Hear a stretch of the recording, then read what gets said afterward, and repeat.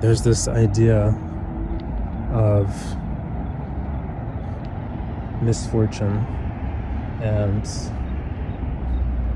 uncharacteristic inconvenience, as if life has its way out for us, against us.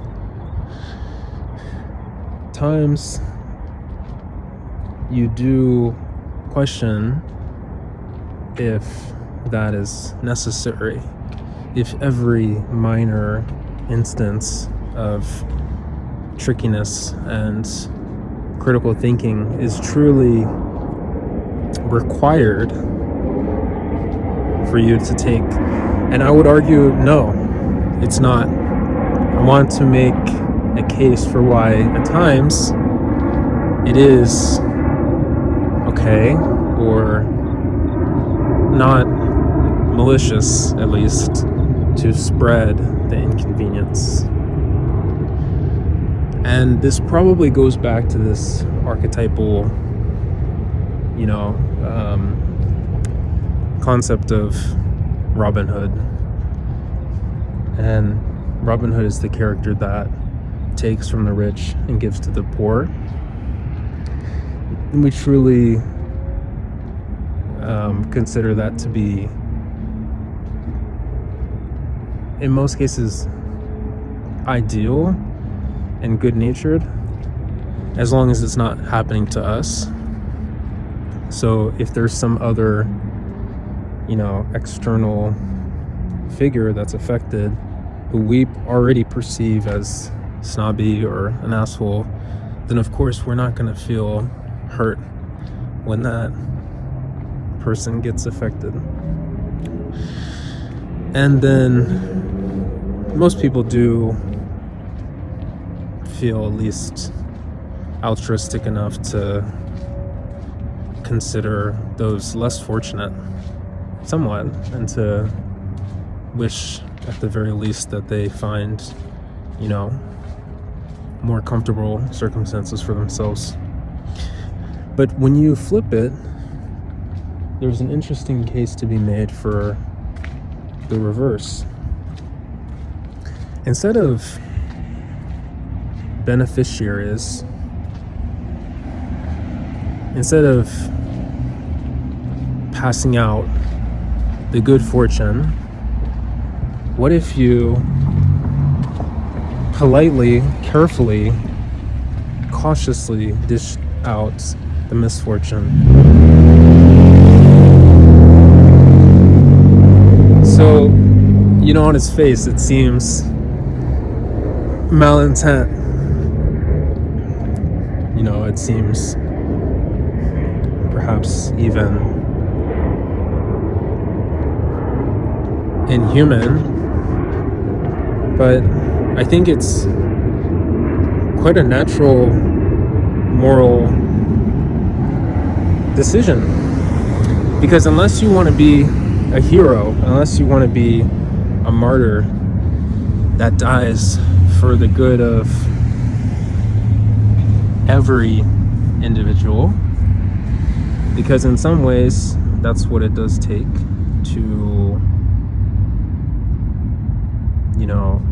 bear the weight of all of those difficult situations. In some cases it does take to die, or it does take dying to have endured whatever it is you believed in. And so what I'm trying to say here is that you don't have to face every single hardship that comes up. You don't have to be a hero in every single instance. There are levels to ideals, and just like you don't see every person dedicating their life to cleaning up trash, or also protesting war, or also investigating renewable resources, or etc., etc., etc. You can't do everything. And so sharing the load, that's kind of another way of rephrasing it. It's a euphemism for distributing the burden a bit, means relieving yourself and also creating, ironically, a sense of balance. And this is the same balance that is achieved, I would say, through Robin Hood's actions of, redistributing wealth. And so we kind of consider this in society as taboo or, inherently wrong, to kind of skip, to play the skip card, or to play the pass card or the draw two card. We love doing it during the games, but in real life, it really hurts most of us. And I would argue that that's, at least from a moral level, that makes sense. We should not tread over others, without abandon, or with reckless abandon. We shouldn't, just inconsequentially throw out, rocks while we're driving, that seem to be piling up in our car, because they could kill somebody. And that's an extreme case, but we're not passing out things that are going to take people off their feet, and in most cases. Now, there are those people that do have a different agenda that might be more likely to consider those options, especially if it involves their personal gain. But what I'm suggesting is more of a small-scale decision-making that is made that creates somewhat of a benefit in yourself, at least in the absence of not facing, certain battles. So here's a simple, basic case where this could play out.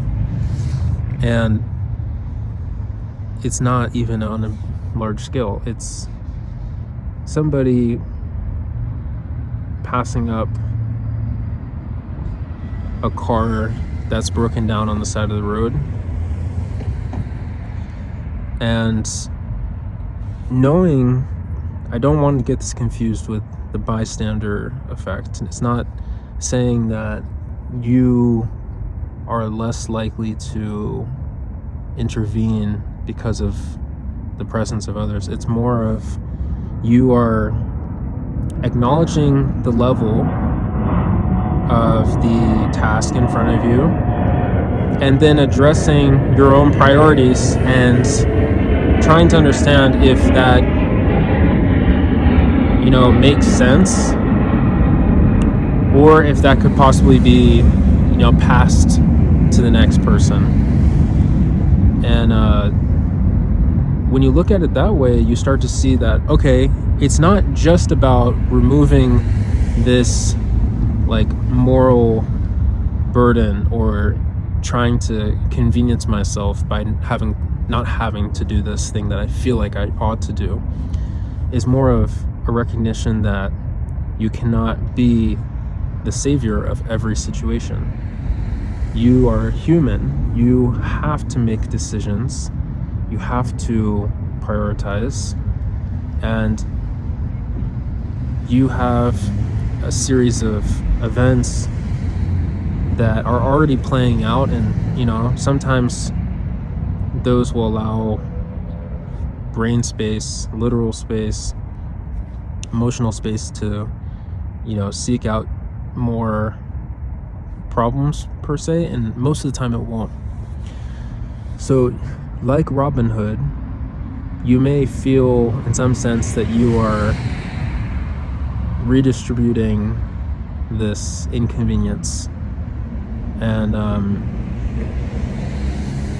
it is something that can be done in a bit more of a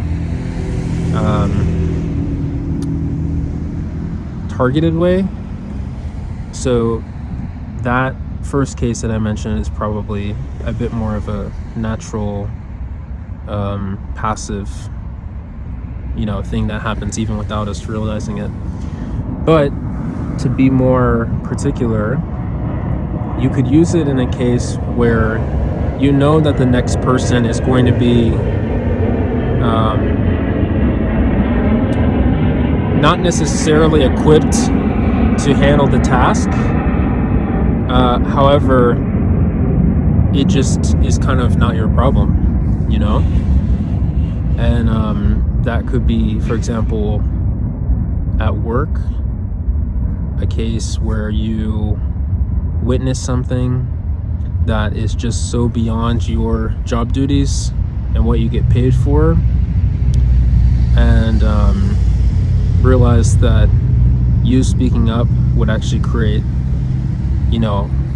a ripple effect of either bad consequences for yourself or